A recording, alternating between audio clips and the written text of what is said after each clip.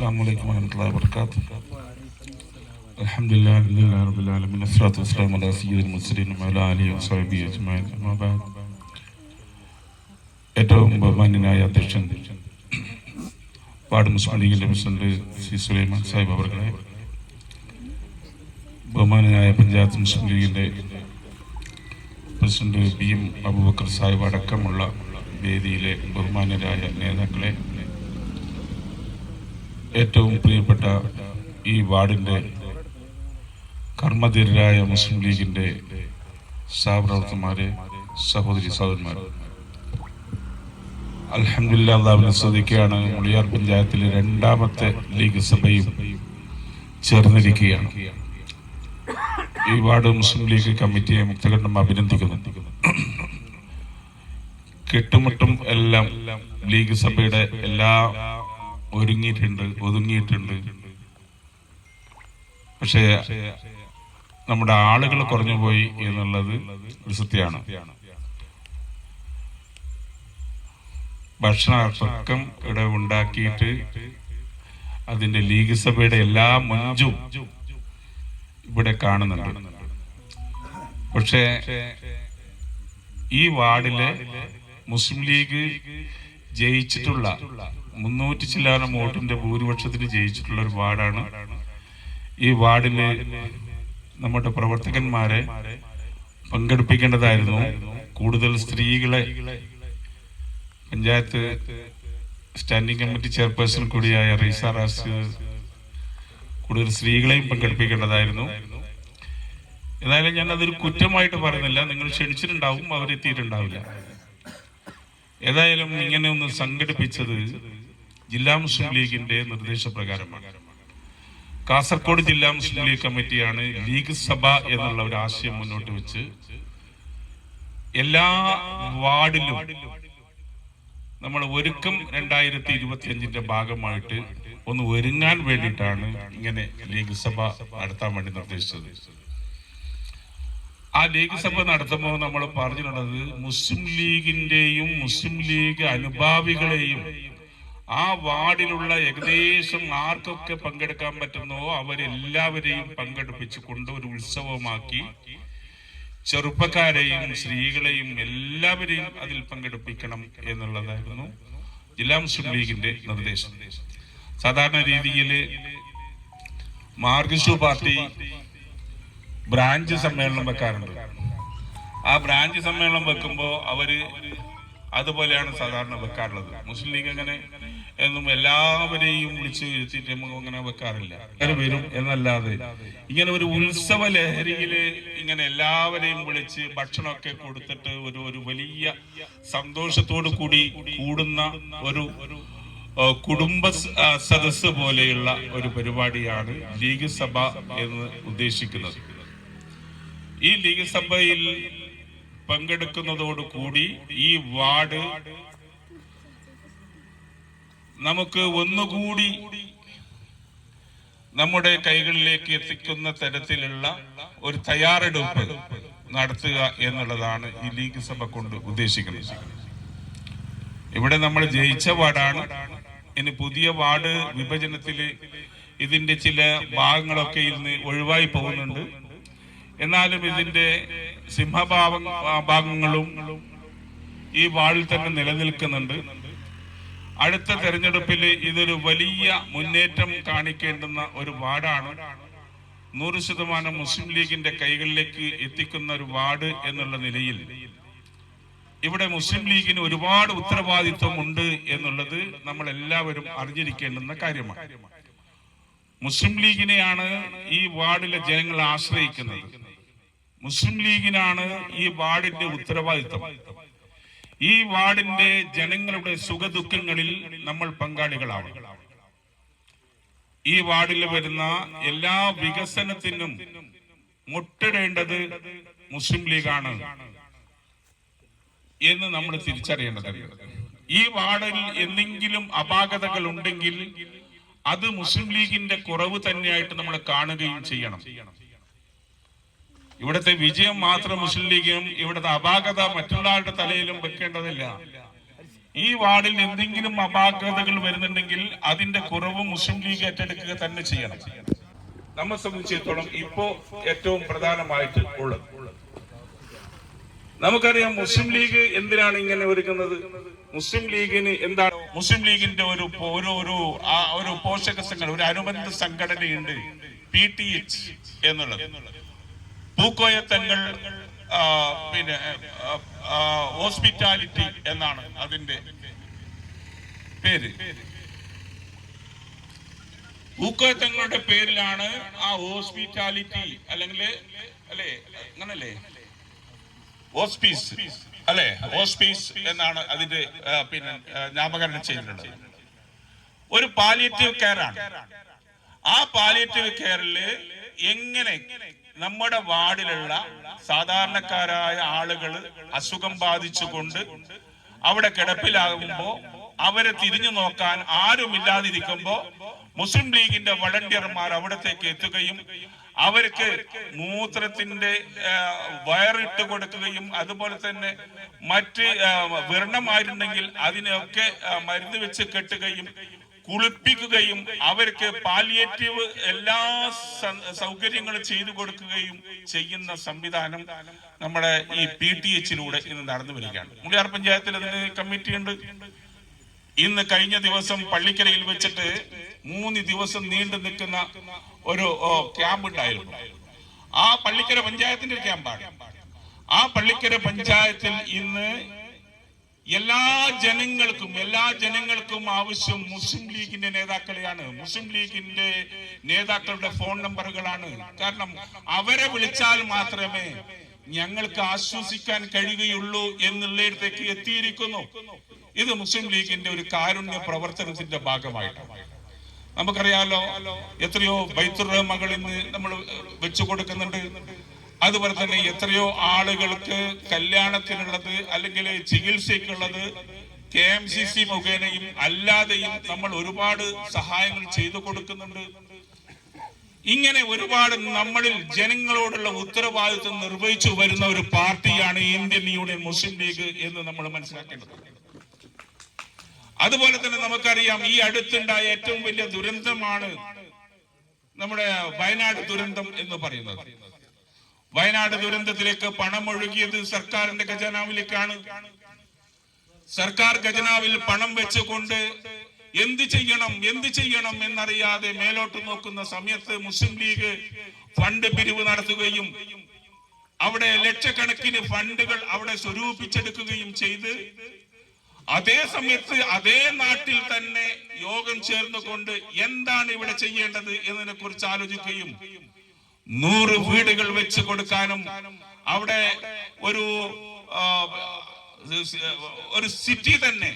ഒരു സിറ്റി തന്നെ നിർമ്മിച്ചു കൊടുക്കുവാനും അതുപോലെ തന്നെ ആളുകൾക്ക് അതേ സമയത്ത് തന്നെ കൊടുത്തത് അറിയാം. വാഹനം ഓടിക്കുന്ന ജീപ്പ് നഷ്ടപ്പെട്ട ആളുകൾ, ടാക്സി ജീപ്പ് നഷ്ടപ്പെട്ട ആളുകളുണ്ട്, ഓട്ടോറിക്ഷ നഷ്ടപ്പെട്ട ആളുകളുണ്ട്, അവരുടെ കുടുംബങ്ങൾ നഷ്ടപ്പെട്ട ആളുകളുണ്ട്. അവർക്കൊക്കെ ജീപ്പും അതുപോലെ തന്നെ ഓട്ടോറിക്ഷയും ഒക്കെ വാങ്ങിച്ചു കൊടുത്തുകൊണ്ട് അവരെ സഹായിച്ചു. സംഘടനയ്ക്കുള്ള പ്രത്യേക ഓഫീസുകള്, അതുപോലെ തന്നെ ആളുകൾക്ക് വന്നാൽ താമസിക്കേണ്ടുന്ന സൗകര്യങ്ങള്, മീറ്റിംഗ് ഹാളുകള്, അതിന്റെ എല്ലാ സംവിധാനങ്ങളും അവിടെ ഒരുക്കി കഴിഞ്ഞു.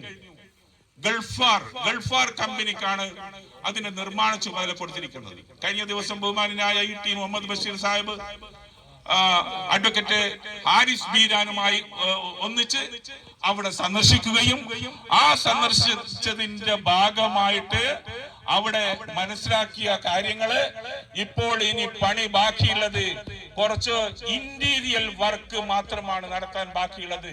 അടുത്ത് തന്നെ ദിവസങ്ങൾക്കകം തന്നെ അല്ലെങ്കിൽ എത്രയും പെട്ടെന്ന് തന്നെ ആ ആസ്ഥാന മന്ദിരം ഉദ്ഘാടനം അറിയുന്ന ഒരു ദിവസം നമുക്ക് വരും എന്നാണ് നിങ്ങളോട് ഇവിടെ സൂചിപ്പിക്കുവാനുള്ളത്. വീണ്ടും നിങ്ങളോട് പണം പിരിവെടുത്തു. നമുക്ക് കാസർഗോഡ് ജില്ലയിൽ ഒരു ആസ്ഥാന മന്ദിരം വേണം എന്ന് ആവശ്യപ്പെട്ടുകൊണ്ട് പിരിവെടുത്തു.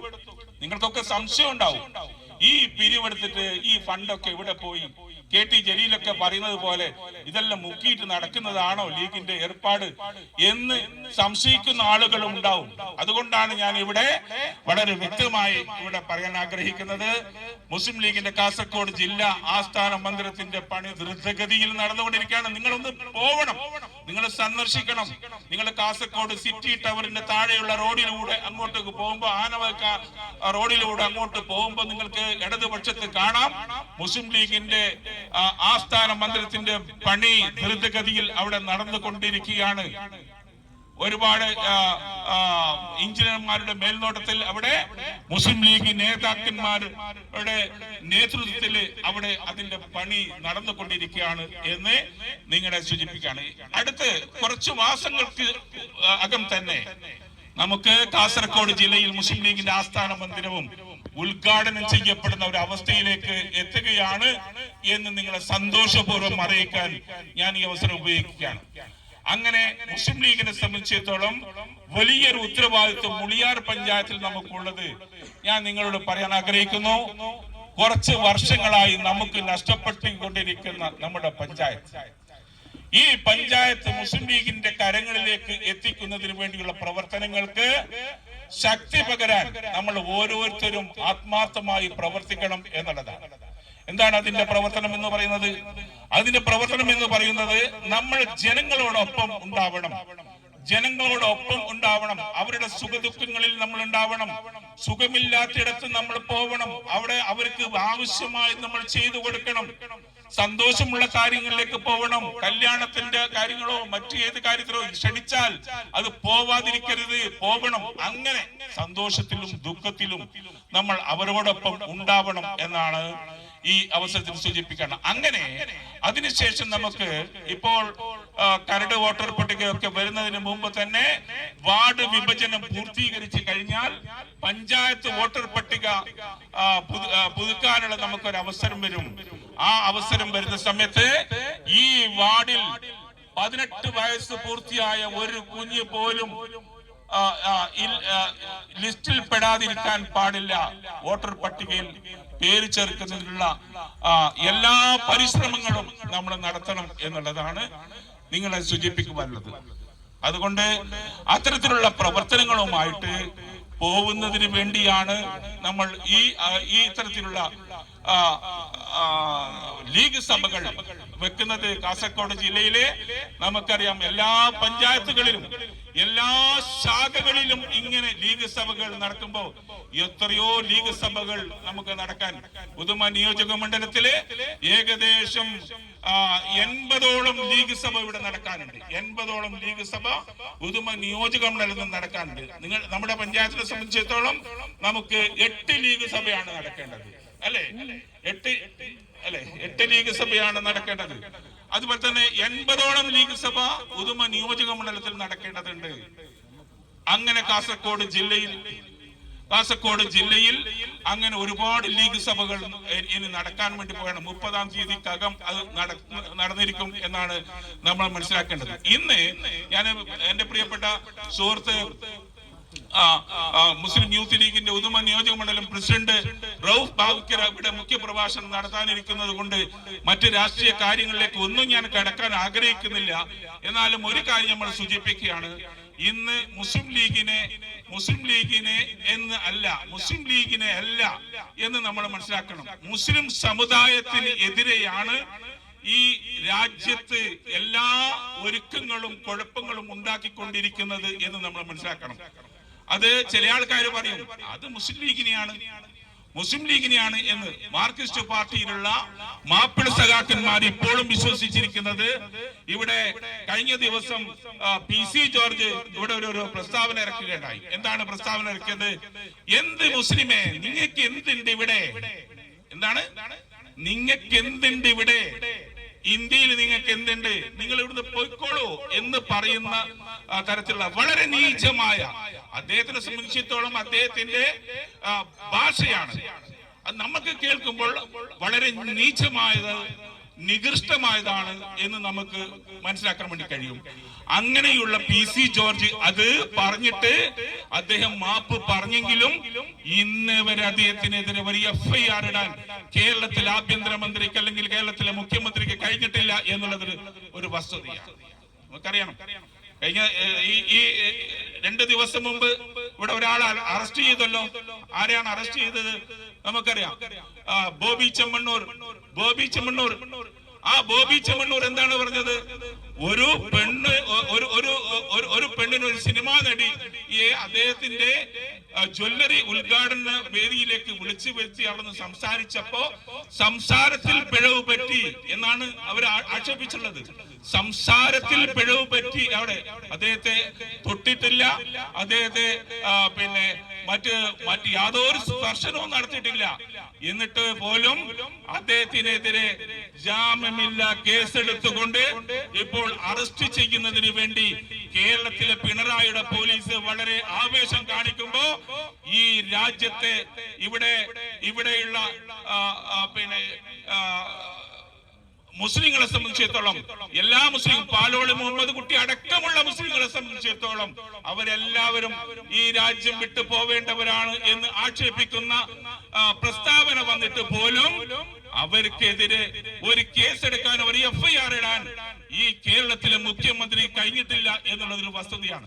അപ്പോൾ നമ്മൾ മനസ്സിലാക്കേണ്ടത്, കേന്ദ്രം ഭരിക്കുന്നുള്ളതും കേരളം ഭരിക്കുന്നുള്ളതും ഒരേ സംഖ്യകളാണ്, ഒരേ തരത്തിലുള്ള സംഖ്യകളാണ്, ഒരു നാണയത്തിന്റെ ഇരുവശങ്ങളാണ്. അത് യാതൊരു തർക്കവുമില്ല. ഇത് നമ്മളൊരു ആക്ഷേപത്തിന് വേണ്ടി, ഒരു പ്രസംഗത്തിന് വേണ്ടി പറയുകയല്ല, അത് നമുക്ക് മനസ്സിലാക്കാൻ വേണ്ടി കഴിയും. അങ്ങനെ അല്ല എങ്കിൽ എന്തുകൊണ്ട് ഒരു സമുദായത്തെ ആക്ഷേപിച്ചതിന്റെ പേരിൽ ഒരു FIR എങ്കിലും ഇടാൻ മുന്നോട്ട് വന്നില്ല എന്ന് നമ്മൾ മനസ്സിലാക്കേണ്ടതുണ്ട്. അതുകൊണ്ട് നമുക്കെതിരെ വലിയ തരത്തിലുള്ള ആക്ഷേപങ്ങള്, ഒരുക്കങ്ങള് ഇവിടെ നടന്നുകൊണ്ടിരിക്കുകയാണ്. ഏക സിവിൽ കോഡ് കൊണ്ടുവരുന്നതിനുള്ള എല്ലാ ശ്രമങ്ങളും നടത്തിയപ്പോ അതിനെ ഇന്ത്യ മുന്നണിയുടെ നേതൃത്വത്തിൽ നഖശിഖാന്തം എതിർത്തപ്പോ അതിൽ നിന്ന് അല്പം വിട്ടുനിന്നിരിക്കുന്നു എന്നുള്ളതാണ് വസ്തുത. ഇവിടെ നമുക്ക് പ്രിയപ്പെട്ട ഇന്ത്യയുടെ പ്രതിപക്ഷ നേതാവ് രാഹുൽ ഗാന്ധിയുടെ നേതൃത്വത്തിലുള്ള നമ്മുടെ ഇന്ത്യ മുന്നണിയും അതുപോലെ തന്നെ സഖ്യകക്ഷികളും എല്ലാം ചേർന്നുകൊണ്ട് ഇത്തരത്തിലുള്ള ഈ നിലപാടിനെതിരെ ഒത്തുചേർന്നുകൊണ്ട് പ്രവർത്തിക്കുമ്പോ ആ മുന്നണിയിൽപ്പെട്ട ഈ കേരളത്തിലെ മാർക്സിസ്റ്റ് പാർട്ടിയാണ് അതിനെതിരെ നിൽക്കുന്ന മോഡിയുടെയും അമിത്ഷായുടെയും പ്രീതിക്ക് വേണ്ടി ഇവിടെ കേരളത്തിലെ മുസ്ലിങ്ങളെ അടക്കം തള്ളിപ്പറയുന്ന അവസ്ഥയിലേക്ക് എത്തിയിരിക്കുന്നത്. ഞാൻ ചോദിക്കുന്നത്, എന്റെ ചോദ്യം മാപ്പിള സഖാക്കളോടാണ്, നിങ്ങൾക്ക് എന്തു പറയാനുണ്ട്? ഇതിനെതിരെ ഒരു കേസ് എടുക്കാത്തതിന് പേരിൽ ഈ മുസ്ലിം ലീഗുകാരെ ഇവിടെ നിന്ന് ആട്ടി ഓടിക്കണം എന്ന് പറഞ്ഞിരുന്നുവെങ്കിൽ നിങ്ങൾക്ക് കൈയടിക്കാമായിരുന്നു. പക്ഷേ PC ജോർജ് പറഞ്ഞത് ഇവിടത്തെ മുസ്ലിങ്ങളെ ഇവിടെ നിന്ന് ആട്ടി ഓടിക്കണം എന്ന് പറഞ്ഞപ്പോ, എടോ നീയും അതിൽ പെട്ടിരിക്കുന്നു എന്ന് നിങ്ങൾക്ക് മനസ്സിലാക്കേണ്ടതുണ്ട്. അങ്ങനെപ്പെട്ട സാഹചര്യത്തിൽ നിന്റെ നേതാവിനെ കുറിച്ച് എന്ത് അഭിപ്രായമാണ് നിനക്കുള്ളത് എന്ന് മാർക്സിസ്റ്റ് പാർട്ടിയുടെ മാപ്പിള സഖാക്കൾ അതിന് മറുപടി പറയണം എന്നാണ് ഈ അവസരത്തിൽ എനിക്ക് സൂചിപ്പിക്കുവാനുള്ളത്. മറ്റു കാര്യങ്ങളിലേക്ക് ഒന്നും തന്നെ ഞാൻ ഈ അവസരത്തിൽ കടക്കുന്നത്. ഒരുപാട് കാര്യങ്ങളുണ്ട്. നമ്മളെ ഏറെ ദുഃഖിപ്പിച്ച ഏറ്റവും വലിയ വിഷയം, ഏറെ ദുഃഖിപ്പിച്ച ഒരു വിഷയം എന്ന് പറയുന്നത് നിങ്ങൾക്ക് എല്ലാവർക്കും അറിയാമല്ലോ. റിയാസ് മൗലവിയെ പള്ളിയിൽ വെച്ച് കഴുത്തറുത്ത് കൊന്നത് എന്നുള്ളത് ഏറ്റവും വലിയ ദുഃഖിപ്പിക്കുന്ന കാര്യമാണ്. വർഷങ്ങൾ കഴിഞ്ഞു, വർഷങ്ങൾ പിന്നിട്ടു. അതിന്റെ എല്ലാ പ്രതികളും RSSകാരാണ്. എല്ലാ പ്രതികളും RSSകാരാണ്. ആ RSSകാരായിട്ട് പോലും കേസ് വന്നപ്പോ ഇവിടുത്തെ ഗവൺമെന്റ് വക്കീലന്മാര് പോയി പറഞ്ഞത് അതിന് വേണ്ട വിധത്തിലുള്ള പോലീസ് റിപ്പോർട്ട് ഒന്നും കൊടുക്കാത്തതിന്റെ പേരിൽ അവരെ വെറുതെ വിടുകയായിരുന്നു. അങ്ങനെ കൊന്നിട്ടേയില്ല. റിയാസ് മൗലവീനെ അങ്ങനെ അറുത്ത് കൊന്നിട്ടില്ല, അത് അവരെ കൊണ്ടായതല്ല എന്ന് പറഞ്ഞുകൊണ്ട് അവരെ വെറുതെ വിട്ടിരിക്കുന്നു. ഈ പറയുന്ന കേരളത്തിലെ പോലീസിന്റെ റിപ്പോർട്ടാണ്. ആരുടെ നിർദ്ദേശമാണ്? ഈ RSSനെ സുഖിപ്പിക്കുന്നതിന് വേണ്ടി കേരളത്തിലെ മുഖ്യമന്ത്രിയുടെ നിർദ്ദേശപ്രകാരമാണ് ഇത് ചെയ്തത് എന്ന് പകൽ പോലെ നമുക്ക് വ്യക്തമാണ്. അതേപോലെ തന്നെ ഈ കല്യോട്ട് നടന്ന കാസർഗോഡ് ജില്ലയിലെ കല്യോട്ട് നടന്ന 2 ചെറുപ്പക്കാരെ, യൂത്ത് കോൺഗ്രസിന്റെ 2 ചെറുപ്പക്കാരെ, കൃപേഷും ശരത് ലാലും, ഈ 2 ചെറുപ്പക്കാരെ കൊന്നു. ആ കൊന്നത് വളരെ വ്യക്തമാണ്. ആ കൊന്ന ദിവസം തന്നെ എല്ലാവർക്കും അറിയാം. ആ രക്തം പുരണ്ട ഡ്രസ്സോട് കൂടി ആദ്യം ഓടിച്ചെന്നത് മണികണ്ഠന്റെ അടുത്താണ്. മണികണ്ഠനോട് കൂടെ വേറൊരു വാഹനത്തിലൂടെ പോയത് KV കുഞ്ഞിരാമന്റെ അടുത്താണ്. പാർട്ടി ഓഫീസിൽ നിന്നാണ് ആ ഡ്രസ്സൊക്കെ മാറിയത്. എന്നിട്ട് മറ്റൊരു വാഹനത്തില് അവരെ കയറ്റി അയക്കുകയും ചെയ്തു. അങ്ങനെ അതിൽ പങ്കാളികളായ, കൊല്ലാൻ വേണ്ടി നിർദ്ദേശിച്ചയച്ച ആ 2 നേതാക്കന്മാരൊക്കെ അടക്കം 5ഓളം ആളുകളെ കേസിൽ പ്രതിയാക്കി 5 വർഷത്തേക്ക് കഠിന തടവിന് ശിക്ഷിച്ചപ്പോ അവർ അപ്പീൽ പോയി അത് ജയിലാക്കുകയും ചെയ്തു, റിമാൻഡ് ചെയ്യുകയും ചെയ്തു. അങ്ങനെ ജയിലിൽ കിടന്നുകൊണ്ടിരിക്കുമ്പോ അപ്പീൽ പോയി, അത് താൽക്കാലിക സ്റ്റേ കിട്ടി. ആ സ്റ്റേ കിട്ടിയപ്പോ ആ ജയിൽ പുറത്ത് നിന്ന് കണ്ട സന്തോഷം നിങ്ങൾ കണ്ടതല്ലേ? മാർക്സിസ്റ്റ് പാർട്ടിയുടെ ശുംഭനടക്കമുള്ള നേതാക്കന്മാരെല്ലാവരും പോയിക്കൊണ്ട് മാലയിട്ട്, രക്തമാലയിട്ട് കൊണ്ട് സ്വീകരിച്ചുകൊണ്ട്, അവിടെ കൈയടിച്ചുകൊണ്ട്, ആഹ്ലാദം പ്രകടിപ്പിച്ചുകൊണ്ട് അവരെ പുറത്തേക്ക് കൊണ്ടുവന്നപ്പോ, എടോ സഖാക്കളെ, DYFIക്കാരാ, നിങ്ങൾ ആര് വേണമെങ്കിലും കൊന്നോളൂ, അങ്ങനെ നിങ്ങൾ അറസ്റ്റ് ആയാൽ, നിങ്ങളെ ജയിലായാൽ, ഇതുപോലെ നിങ്ങളെ ഞങ്ങൾ പുഷ്പം പോലെ ഇറക്കിക്കൊണ്ടുവരും എന്നുള്ള സന്ദേശമാണ് ഈ നേതാക്കന്മാർ കൊടുത്തിരിക്കുന്നത് എന്ന് നമ്മൾ മനസ്സിലാക്കണം. അതുകൊണ്ട് അത്തരത്തിലുള്ള ഭയാനകരമായ ഒരു അവസ്ഥയിലാണ് നമ്മുടെ രാജ്യം പോയിക്കൊണ്ടിരിക്കുന്നത്, നമ്മുടെ സംസ്ഥാനം പോയിക്കൊണ്ടിരിക്കുന്നത്.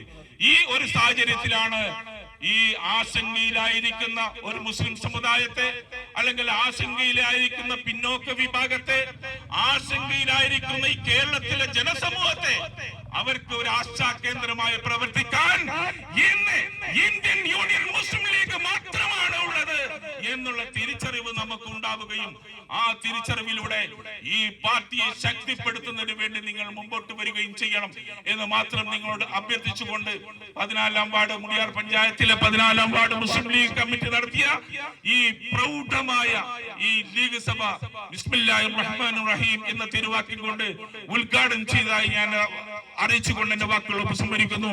വാഖിർ ദഅവാനാ അൽഹംദുലില്ലാഹി റബ്ബിൽ ആലമീൻ. അസ്സലാമു അലൈക്കും വറഹ്മത്തുള്ളാഹി വബറകാതുഹു.